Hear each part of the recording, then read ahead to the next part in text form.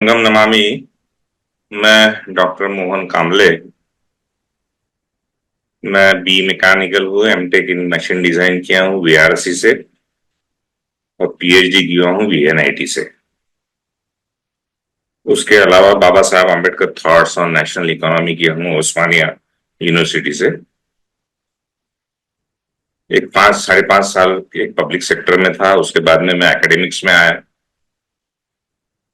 जहां मैं senior lecturer था। उसके बाद में MPSC Maharashtra public service commission का सिलेक्शन हुआ, और वहां मैं एसोसिएट प्रोफेसर हुआ। पीएचडी अवार्ड होते से ही मैं प्रोफेसर बना, हेड ऑफ द डिपार्टमेंट था। और वो जब मैं मैग्नीज और इंडिया लिमिटेड में था, वो छोड़ने के बाद जो कुछ पैसा मुझे मिला था, तो उसमें से मैंने एक इंडस्ट्रियल डेवलपमेंट कारपोरेशन, जो ये इंडस्ट्रियल एरिया रहता, वहां एक जगह लिख के रखी थी। अब ये मेरे बारे में तो और ज्यादा कुछ मैं बताना नहीं चाहता, लेकिन अभी की परिस्थितियां हैं, India is a rich country of poor people. Bharat ये सबसे अमीर देश गरीबों का है, गरीब लोगों का सबसे अमीर देश है इस दुनिया में। उसके साथ साथ जो कुछ हमारे साथ में पिछले हजारों वर्षों से कुछ जो धार्मिक व्यवस्थाएं थी, उसके कारण भी हमारा प्रोग्रेस नहीं हुआ।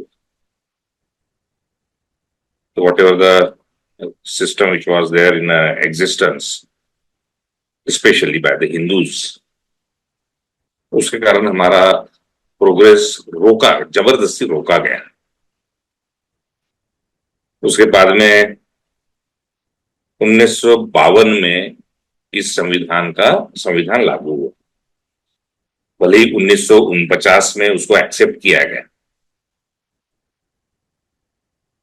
लेकिन उसका सही सही इम्प्लीमेंटेशन जो है 1952 के बाद में शुरू हुआ। क्योंकि 1951 में जुलाई जुलाई 1951 में मास इलेक्शंस, पहले इलेक्शंस हुए, ड्यूली कंस्टिट्यूटेड गवर्नमेंट फॉर्म हुई, ड्यूली कंस्टिट्यूटेड लोकसभा फॉर्म हुई, राज्यसभा फॉर्म हुई, और उसके बाद में करीबन 18 महीने हमारे यहाँ के कॉन्स्टिट्यूशन पे चर्चाएं हुई। क्या क्या प्रोविजंस है, क्या क्या नहीं प्रोविजंस है, जो डिफरेंट प्रोविजंस थे उसके ऊपर चर्चा की गई, और उसका इम्प्लीमेंटेशन और जीआर ये करते हुए करीबन 18 महीने गए। तो 1952 में सही मायने से कॉन्स्टिट्यूशन लागू हुआ। हमारा देश स्वतंत्र होने के बाद में 1947 के बाद में 5 साल तक के या 6 साल तक के बिना कॉन्स्टिट्यूशन के चल रहा था। ये भी एक हमारा वर्ल्ड रिकॉर्ड ही है कि 6 साल तक के ये देश बिना कॉन्स्टिट्यूशन के चल रहा है। चलो वो बात अलग है। अभी हमारा जो कुछ भी प्रोग्रेस हुआ, बाबा साहब ने जो प्रोविजंस किए कॉन्स्टिट्यूशन में, उसके कारण हमारा जो कुछ प्रोग्रेस हुआ, उस प्रोग्रेस को कैसा कैसा है, उसको प्रोग्रेस नहीं होना चाहिए, इसकी चिंता है बहुत ज्यादा लोगों ने की। रिजर्वेशन आया, उसके बाद में हमारे लोग पढ़ना शुरू हुए, फिर नौकरियों पे लगे। आज इस परिस्थिति में है कि हम जूम मीटिंग लेके हम एक दूसरे से बात करके समाज के लिए कुछ बात कर रहे हैं। अभी ऐसा है कि हम कितने भी पढ़े लिखे हो गए, एक फिलोसोफर ने बोला है कि at the age of 20 everybody feels that he can save the world. 20 साल की जवान उम्र में हर एक को ऐसा लगता है कि मैं इस दुनिया को बचा लूंगा, but at the age of 40 a person is satisfied if he saves some part of his salary। ऐसी परिस्थिति है। जिस तरह से हमारा इकोनॉमिक ग्रोथ होना चाहिए था, वो हमारा ग्रोथ हुआ नहीं है। शायद बाबा साहब ने जो हमको कुछ रास्ते बताए थे, सीखो और संगठित हो और संघर्ष करो, हम सीख तो लिए, लेकिन बाकी के आगे जो है सिर्फ हम स्प्लिट अप होते रहे। अब इसमें हमारा इकोनॉमिक ग्रोथ कैसे होगा? नौकरी के भरोसे इकोनॉमिक ग्रोथ, हम हमारी फैमिली, हमारे बच्चे, वहां तक ही हम सीमित रह सकते हैं। लेकिन जो इकोनॉमिक ग्रोथ जिसको कहा जाता है, वो इकोनॉमिक ग्रोथ हमारे लोगों की अभी भी नहीं हुई। अब वो इकोनॉमिक ग्रोथ होने के लिए बाबा साहब ने 1952 में एक बर्मा के साथ में ट्रेड एग्रीमेंट किए थे। उसको वो आगे नहीं बढ़ा सके, वो बात अलग है। तो बाबा साहब का कहना ऐसा था कि सीखने के साथ साथ हम ट्रेड में भी जाना चाहिए। जो बिजनेस है और जो ट्रेड है, इंटरनेशनल इंटरनेशनल, उसमें भी हमने जाना चाहिए, तभी ही हमारी इकोनॉमिक ग्रोथ होगी। अब इस इकोनॉमिक ग्रोथ के लिए क्या क्या रास्ते हैं? अभी जैसे हम कहते हैं कि there are the three types of industries. First is a primary industry, second is a secondary, and next is a tertiary industry. In India the agriculture जो है that is a primary industry, manufacturing sector is a secondary industry, and institutions are the tertiary industries.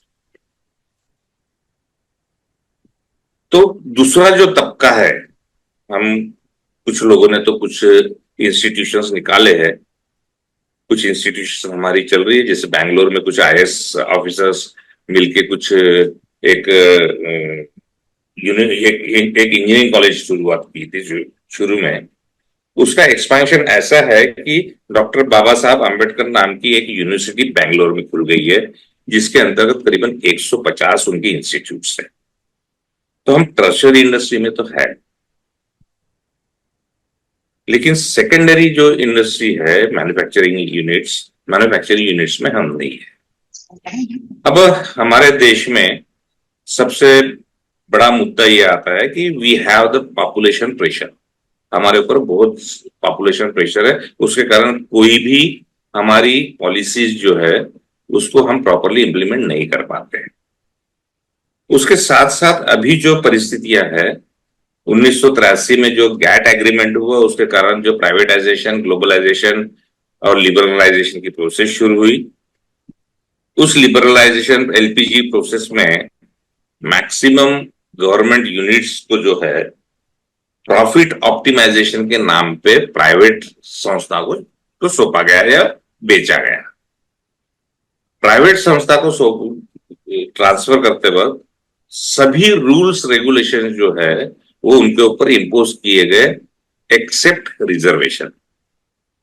उन्होंने ये कहा कि हम reservation लागू नहीं करेंगे, इसके लिए हम कारपोरेट रिस्पॉन्सिबिलिटी नाम का एक फंड जो है उसको जनरेट करेंगे, जो टोटल टर्नओवर के 2% या 3% है। वो कारपोरेट रिस्पॉन्सिबिलिटी फंड के नाम से ये करते हैं, और उसमें से हम कहते हैं कि we will run some affirmative action.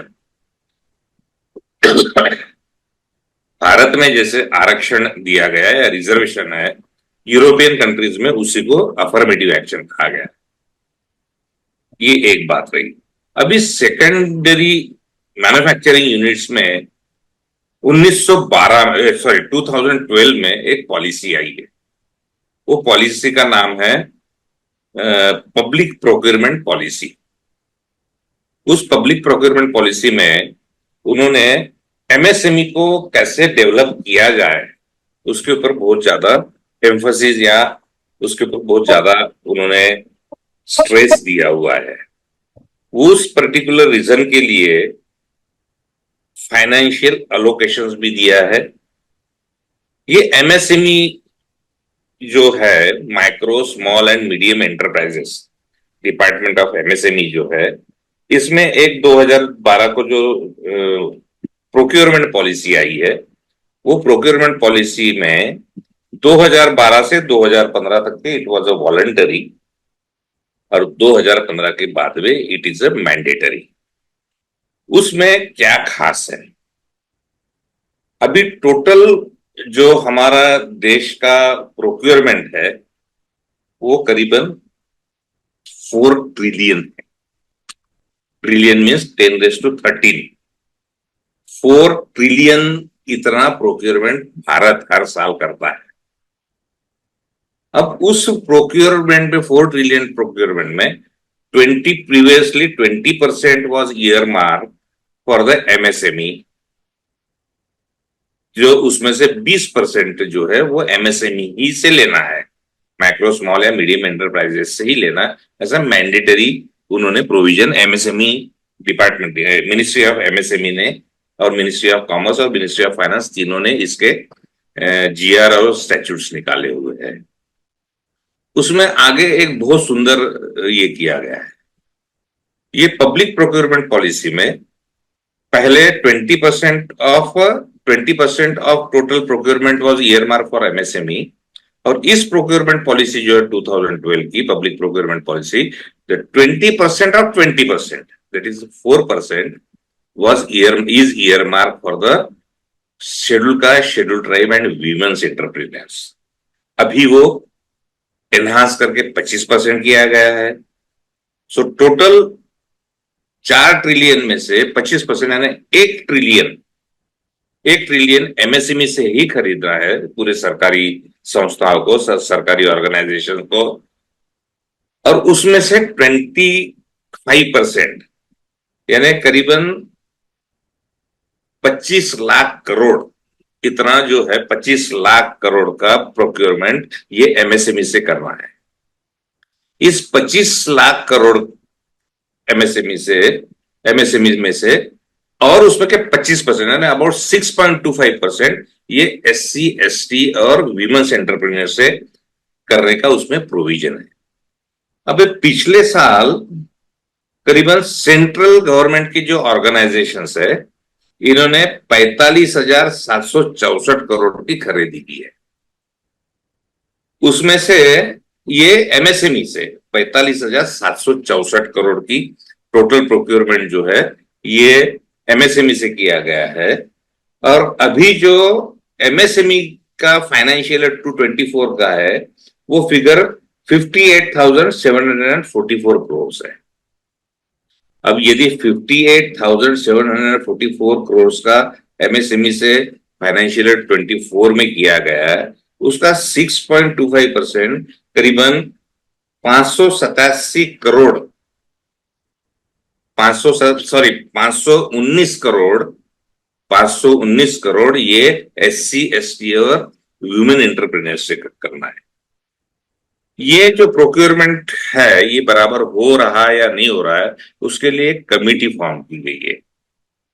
एक कमिटी फॉर्म की गई है, उस कमिटी हर महीने में उसका रिपोर्ट ले रही है, और ये SC ST के हर ऑर्गेनाइजेशंस जब भी सामने आता है वो बोलता है कि SC ST के तो कोई एंटरप्रेन्योर्स हमारे सामने है ही नहीं,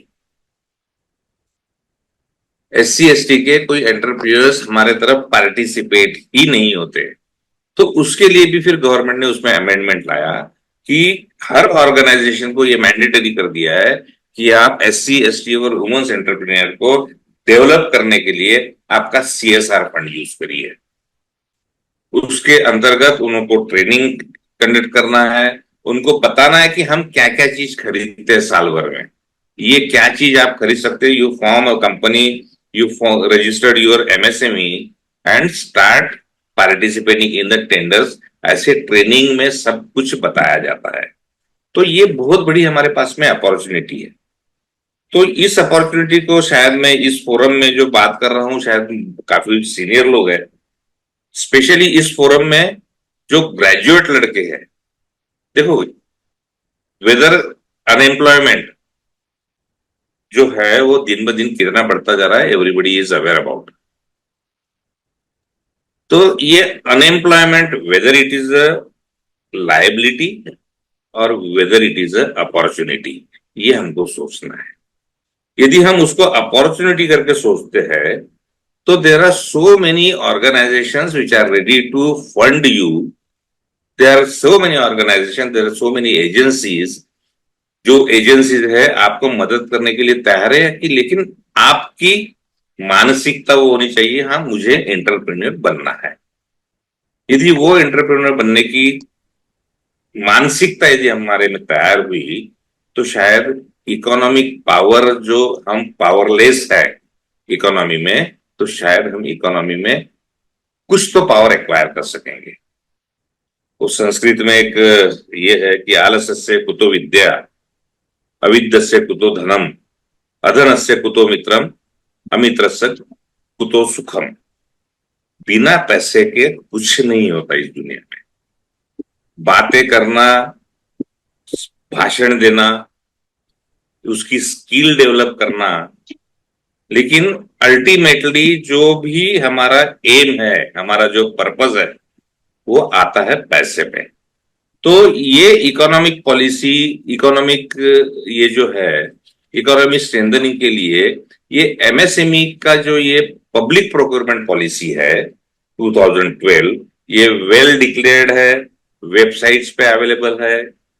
उसको उसमें करीबन 368 368 items are specially earmark for MSME, micro small and medium enterprises. लेकिन यहां तक ही सीमित नहीं है, हर प्रोक्योरमेंट में आप उसमें पार्टिसिपेट हो सकते हैं और उसमें आप अपना हक मांग सकते हैं। भैया 6.25% मेरे को दो, क्योंकि आपने अभी तक के आपका टारगेट कंप्लीट नहीं हुआ, तो मुझे इतना इसमें से ये चाहिए, I am ready to match with the L1 rates.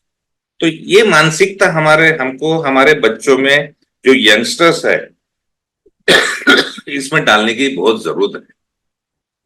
अब ये इसके लिए स्पेशल विंडोज एमएसएमई की तरफ से बनाई गई है। जैसे डिस्ट्रिक्ट इंडस्ट्री सेंटर होता है, डिस्ट्रिक्ट इंडस्ट्री सेंटर में भी स्पेशल विंडो बनाई गई है, जिसमें सिंगल विंडो रजिस्ट्रेशन है। जितने भी आपके एंटरप्रेन्योर्स है जो बिजनेस करना स्टार्ट करना चाहते हैं, उनके लिए सिंगल विंडो स्कीम है। जो विंडो स्कीम में आपको जाके आपको रजिस्ट्रेशन करना है। आजकल तो बहुत और भी आसान हो गया, ऑनलाइन आपको उद्योग आधार बनाना है। वंस यू प्रिपेयर योर उद्योग आधार, मिनिमम रिक्वायरमेंट्स है उसका कि आपके पास में जगह होनी चाहिए, आपके पास में शेड होना चाहिए, आपके पास में कुछ मशीन्स होना चाहिए। ये सब एक्वायर करने के बाद में उद्योग आधार ले लो, उद्यम ले लो रजिस्ट्रेशन में, और उसके भरोसे आप पार्टिसिपेट कर सकते हो। लेकिन ये मानसिकता सबसे पहले हमको बदलनी पड़ेगी, क्योंकि आने वाले दिन में नौकरियां नहीं है। गवर्नमेंट ऑर्गेनाइजेशन जो सबसे ज्यादा नौकरियां हमें देती थी, गवर्नमेंट ऑर्गेनाइजेशन कम हुए। प्राइवेट सेक्टर में रिजर्वेशन नहीं है, वो चाहते भी नहीं है। तो इस सिचुएशन में हमको हमारी ताकत, इकोनॉमिकल ताकत जो है, वो सिर्फ और सिर्फ हम एंटरप्रेन्योर या हमारा खुद का बिजनेस स्टार्ट करके ही कर सकते हैं। अब इसके बारे में किसी को कुछ क्वेश्चन होगा इस पॉलिसी के बारे में, तो आप पूछ सकते हैं।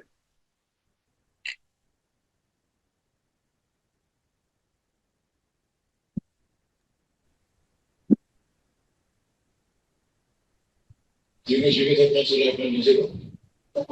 सर ने संगम अभी नमामि अभी एमएसडी के बारे में सर बताया है। किसी भाई का को कोई बात समझ में ना आई हो या कोई क्वेश्चन हो इसको लेके, तो वो कर सकता है। मेरा हैंड रेज है सर, विक्रम सिंह सर। आ जाए सर, आ जाए। हैंडरेज कर रखा है, हमारे सर हैं विक्रम सिंह सर। आ जाए सर, अपनी बात रखें। विक्रम सिंह सर। हेलो, जी सर। संगम नमामि सर। सर सर मेरा क्वेश्चन था सर से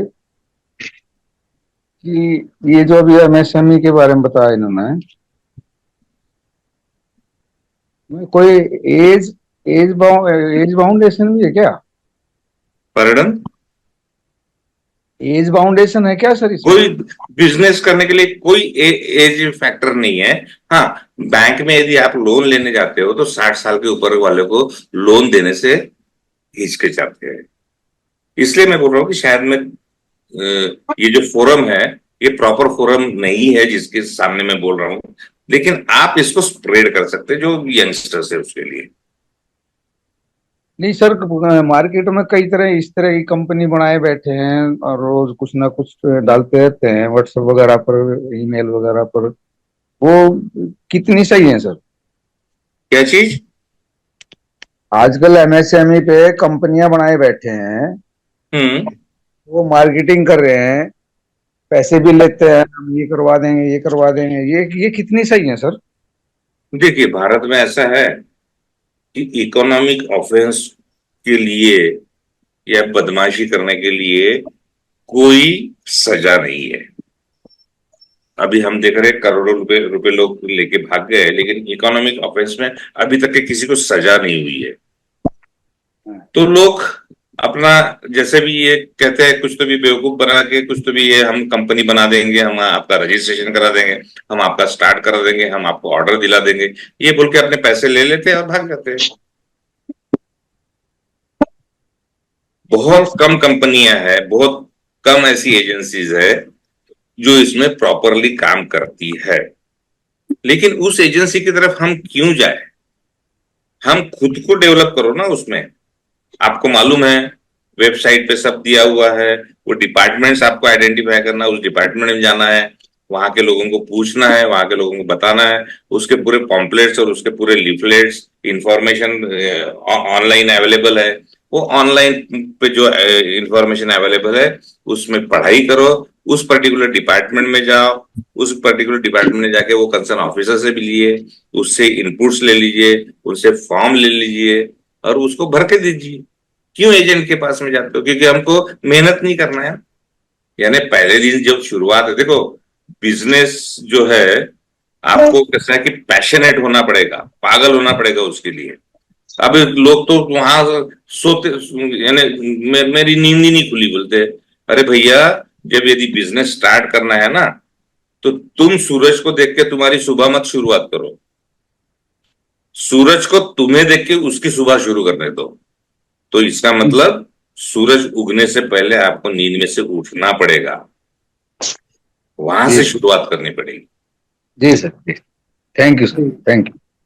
इंजीनियर एस प्रयार सर का हैंड रेज है सर, आए सर, प्रयार सर आए। ये कामले सर, आप कुछ डिक्की के बारे में कुछ बताने वाले थे। वो हाँ, है ना, अच्छा, इसमें इसमें इसमें ऐसा है कि कुछ सर।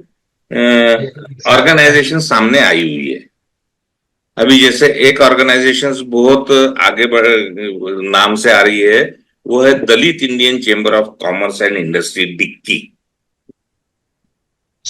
डिक्की का जब चैप्टर यहाँ नागपुर में शुरू हुआ, उन्होंने पहले तो पूरे महाराष्ट्र में शुरू किए, दिल्ली में शुरू किए, हर स्टेट में वो उनका वो एक प्रोग्राम था। डिक्की जो क्या करती है, डिक्की के जो फाउंडर मेंबर है वो है मिस्टर मिलिंद कांबळे। तो भले ही कांबळे है, लेकिन he didn't belong to our community, he belong to Matang community from the Nanded district. उसका बैकग्राउंड ऐसे है कि he was a railway contractor where he failed, then he has entered, वो पॉलिटिक्स में एंटर हुए और पूना से वो वार्ड मेंबर थे। और पूना से वार्ड मेंबर होने के बाद में उनको ये मिशन दिया गया, ये मिशन दिया गया कि ये ऐसे ऐसे आपके लोगों को आप ही बेवकूफ बना सकते हो, हम आपके साथ में हैं। तो उन्होंने क्या किए कि ये Dalit Indian chamber of commerce and industry नाम की एक संस्था खोले सेक्शन 24 कंपनी में, सेक्शन 24 में। अब ये ऑर्गेनाइजेशन क्या करती है कि be a job givers not job seekers. Job seekers मत बनो, जॉब गिवर। हम जॉब गिवर बनने वाले में से हमको बनना है। अब ये जो प्रोक्योरमेंट पॉलिसी आई है उसको लेके वो पूरे भारत भर घूमे और ये पॉलिसी हमने लाई, इसका ऐसा उन्होंने प्रोपोगंडा किया। इसके साथ फोटो, उसके साथ फोटो, नितिन जी गडकरी के साथ में फोटो, प्राइम मिनिस्टर के साथ में फोटो, ये ऐसे सब ये किए। और इन्होंने हमारे ही लोगों को सिर्फ यहां नागपुर में मैं बता रहा हूं 1100 लोग मेंबर हुए थे। 1100 लोग मेंबर होने की फीस थी करीबन 11,000 रुपए। 1100 लोगों से 11,000 रुपए मेंबरशिप करके कलेक्ट किए, किसी को रिसिप्ट नहीं है। हमने उनको जब पूछे कि आप रिसिप्ट क्यों नहीं दे रहे, when you are accepting the amount by cheque, why you are not giving this particular receipts of this particular payment? तो वो कुछ ना कुछ उल्टा सीधा बोल के वो टाल देता था और कभी भी रिसिप्ट नहीं दिया।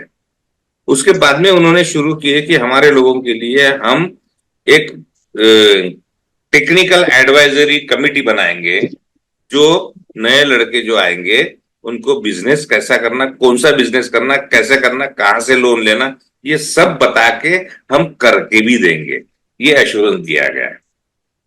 करीबन 300 लड़के थे, जो 300 लड़कों से उन्होंने 15-15 हजार रुपए लिए और कुछ भी नहीं किए। ऐसा उन्होंने यहाँ एक्सप्लॉयटेशन किया, हर जगह वही किया।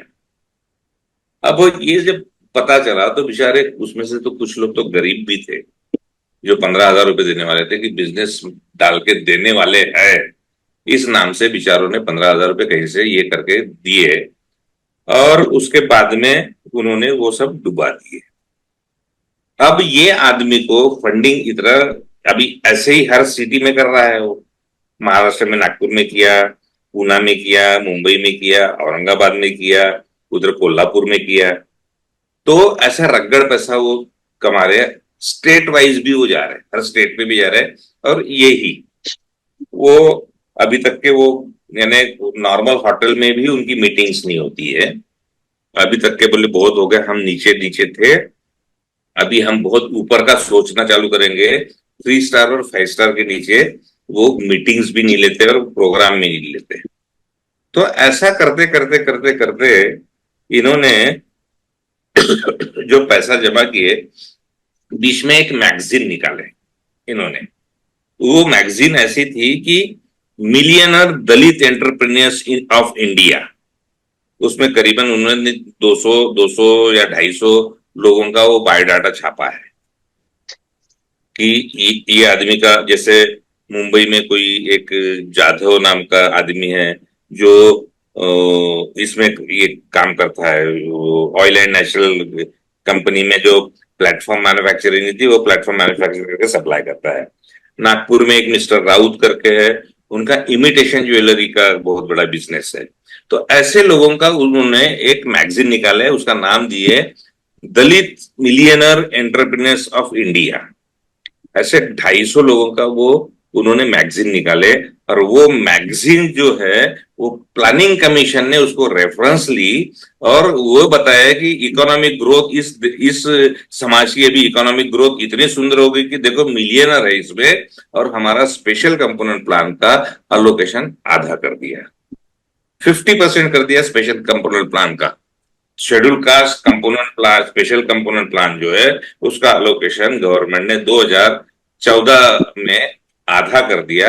उसके कारण हमारे लड़कों को स्कॉलरशिप रिइंबर्स नहीं हो रही है, उसके कारण हमारे लड़के ओवरसीज एजुकेशन में नहीं जा पा रहे हैं, हमारे लड़के आईआईटी और आईआईएम में नहीं जा पा रहे। आईआईएम में क्योंकि there is no fee concession right in the beginning, वो in due course of time वो ये होती है, यानी उनको पे की जाती है after sanctioning of the through scholarship.